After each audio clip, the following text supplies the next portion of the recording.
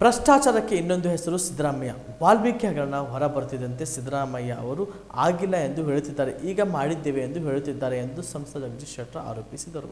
ಹುಬ್ಬಳ್ಳಿಯಲ್ಲಿ ಮಾಧ್ಯಮದವರೊಂದಿಗೆ ಮಾತನಾಡಿದ ಅವರು, ಸಚಿವ ನಾಗೇಂದ್ರ ಮಾಡಿರುವ ಭ್ರಷ್ಟಾಚಾರದ ದಾಖಲೆಗಳು ಒಂದೊಂದಾಗಿ ಹೊರಬರುತ್ತಿವೆ. ಮೂಡಾದಲ್ಲಿ ಪತ್ನಿ ಹೆಸರಲ್ಲಿ ಮತ್ತೊಂದು ಜಾಗ ಪಡೆದಿದ್ದಾರೆ. ಇನ್ನು ಅಧಿವೇಶನ ಚರ್ಚೆಗೆ ಬಂದಿಲ್ಲ. ಇದೇ ವೇಳೆ ಹಿಂದಿನ ಸರ್ಕಾರದ ಹಗರಣಗಳು ಹೊರಬೀಳುತ್ತವೆ ಎಂದು ಪ್ರತಿಪಕ್ಷಗಳು ಹೆದರುತ್ತಿವೆ. ಹಿಂದಿನ ಸರ್ಕಾರದಲ್ಲಿ ಅವ್ಯವಹಾರ ನಡೆದಿದ್ದರೆ ನಿಮ್ಮ ಸರ್ಕಾರ ಬಂದು 1 ವರ್ಷವಾಗಿವೆ, ತನಿಖೆ ಏಕೆ ಒಪ್ಪಿಸಿಲ್ಲ ಎಂದು ಶೆಟ್ಟರ್ ಪ್ರಶ್ನಿಸಿದರು. ಹಿಂದಿನ ಸರ್ಕಾರದ ಹಗರಣವನ್ನು ಮುಂದುವರಿಸುವುದು ಒಳ್ಳೆಯದಲ್ಲ. ಪ್ರಸ್ತುತ ಹಗರಣವನ್ನು SIT ನಿವೃತ್ತ ನ್ಯಾಯಾಧೀಶರು ಅಥವಾ CBIಗೆ ಒಪ್ಪಿಸುವ ಧೈರ್ಯವಿದೆಯಾ?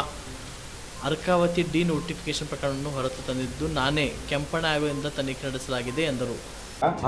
ಸಿದ್ದರಾಮಯ್ಯ ಹೇಳ್ತಿದ್ದಾರೆ 21 ಇಲ್ಲ ಹಗರಣಗಳಾಗಿದ್ದಾವೆ ಬಿಜೆಪಿ ಸರ್ಕಾರದಲ್ಲಿ, ಆ ಹಗರಣಗಳ ತನಿಖೆ ಮಾಡ್ತೀನಿ ಶೀಘ್ರದಲ್ಲಿ. ನಾವು ಒಂದು ಹೇಳ್ತೀನಿ, ಸಿದ್ದರಾಮಯ್ಯ ಅಟಿಟ್ಯೂಡು. ಯಾಕಂದರೆ ಈಗೇನು ವಾಲ್ಮೀಕಿ ನಿಗಮ ಹಗರಣ ಹೊರಗೆ ಬಂತು, ನಾಗೇಂದ್ರ ಅಂತವು ಮಂತ್ರಿ ರಾಜೀನಾಮೆ ಕೊಟ್ಟು ಮತ್ತು ಭ್ರಷ್ಟಾಚಾರದ ಏನೇನಾಗಿದೆ ಅನ್ನುವಂಥದ್ದು ಒಂದೊಂದು ತುಣುಕು ಹೊರಗೆ ಬರಾಕತ್ತೆ. ಮತ್ತು ಈಗ ಸಿದ್ದರಾಮಯ್ಯ ಪ್ರಕಾರ ಈಗ ಅಡ್ಮಿಟೆಡ್ ಫ್ಯಾಕ್ಟ್, ಹೌದಪ್ಪ ಹಗರಣ ಆಗಿದೆ ಅಂತ. ಮೊದಲು ಹಗರಣ ಆಗಿಲ್ಲ ಅಂತ ಹೇಳ್ತಿದ್ರು, ಮತ್ತು ಈಗ ನಾಗೇಂದ್ರನ ಇನ್ವಾಲ್ವ್ಮೆಂಟ್ ಅಂತ ಹೇಳ್ತಿದ್ದಾರೆ. ಅವ್ರ ಇನ್ವಾಲ್ವ್ಮೆಂಟ್ ಏನಿದೆ ಅನ್ನೋದ್ರ ಬಗ್ಗೆಯೂ ಸಾಕಷ್ಟು ಪುರಾವೆಗಳು ಹೊರಗೆ ಬರ್ತಾಯಿದ್ರು. ಓರಲ್ ಇನ್ಸ್ಟ್ರಕ್ಷನ್ ಕೊಟ್ಟಿದ್ರು, ಇವೆಲ್ಲ ಹೊರಗೆ ಬರ್ತಾಯಿದ್ರು. ಇಷ್ಟೆಲ್ಲ ಆದಮೇಲೆ ಏನು ಒಂದು ಬಂಡತನ ಅಂತಾರಲ್ಲ, ಆ ಬಂಡತನಕ್ಕೆ ಮತ್ತೊಂದು ಹೆಸರಂದ್ರೆ ಸಿದ್ದರಾಮಯ್ಯ ಬಂಡತನ ಅಂತ ಅದಕ್ಕೆ.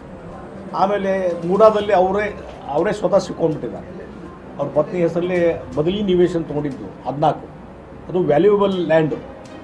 ಅದು ಇನ್ನೂ ಡಿಸ್ಕಷನ್ ನಡೀದಿಲ್ಲ ಅಸೆಂಬ್ಲಿಯಲ್ಲಿ. ಹೀಗಾಗಿ ಇವನ್ನೆಲ್ಲವನ್ನು ಸೈಡ್ಲೈನ್ ಮಾಡಲಿಕ್ಕೆ ಇವತ್ತು ಹಿಂದಿನ ಸರ್ಕಾರ ಆಯಿತಪ್ಪ. ನಾವು ಒಂದು ಹೇಳ್ತೀನಿ, ಈಗ ಇವರು ಸಿದ್ದರಾಮಯ್ಯ ಅಧಿಕಾರಕ್ಕೆ ಬಂದು ಮತ್ತು 1 ವರ್ಷ ಮೇಲೆ ಆಗ್ತದೆ, 1 ವರ್ಷ ಆಯ್ತು ಈಗ. ಹಾಗಾದರೆ ಇವು ಅಲ್ಲಿ ಹಿಂದಿನ ಸರ್ಕಾರದಲ್ಲಿ ಹಗರಣಗಳು ನಡೆದಿದ್ರೆ, ಭ್ರಷ್ಟಾಚಾರ ಆಗಿದ್ದರೆ, ನಿಮಗೆ ಗಮನಕ್ಕೆ ಬಂದಿದ್ದರೆ ಎನ್ಕ್ವೈರಿ ಯಾಕೆ ಮಾಡಲಿಲ್ಲ? ಇಲ್ಲಿವ್ರಿಗೆ ಯಾಕೆ ಮಾಡಿಲ್ಲ? ಬರೀ ಇದೇನಾಗಿದೆ, ಈ ವಿತಂಡವಾದ. ಎಸ್, ನಮ್ಮನ್ನು ಎನ್ಕ್ವೈರಿ ಮಾಡ್ತೀರಿ, ನಮ್ಮ ಹಗರಣ ಬಗ್ಗೆ ಎನ್ಕ್ವೈರಿ ಮಾಡ್ತೀರಿ, ನಿಮಗೂ ಇಷ್ಟ ಅದಾವೆ, ಅವನು ಬಿಡ್ತೀನಿ ಅನ್ನುವಂಥ ಅಟಿಟ್ಯೂಡ್ ಇದೆಯಲ್ಲ, ಇದು ಒಳ್ಳೆಯದಲ್ಲ.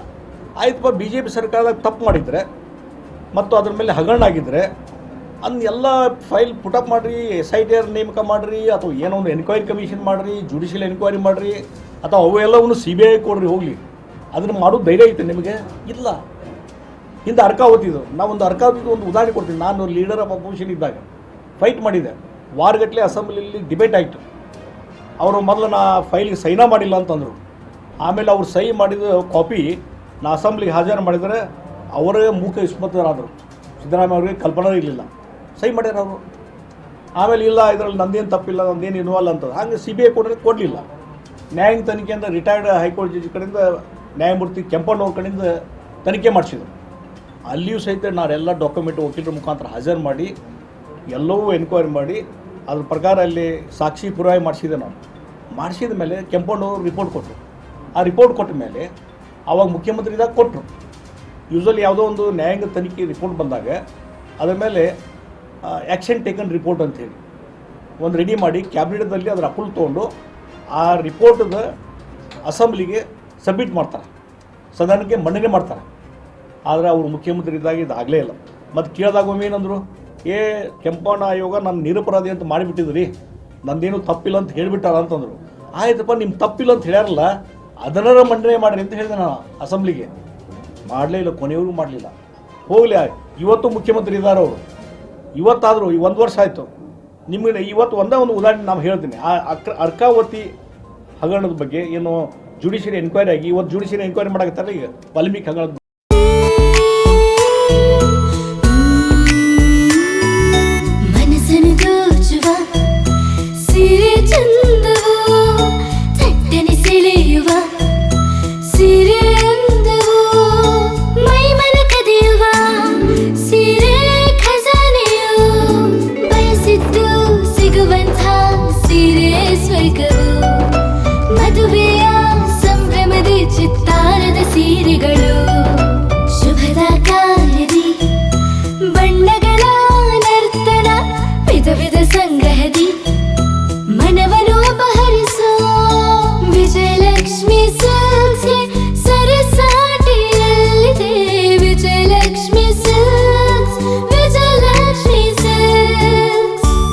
ಗುಲ್ಬರ್ಗ ಜಿಲ್ಲೆಯಲ್ಲಿಯೇ ಮಹಿಳೆಯರ ಮತ್ತು ಮಕ್ಕಳ ವಸ್ತ್ರಗಳ ಏಕೈಕ ಅತಿ ದೊಡ್ಡ showroom Vijayalakshmi silks, city centre mall, super market road, Gulbarga.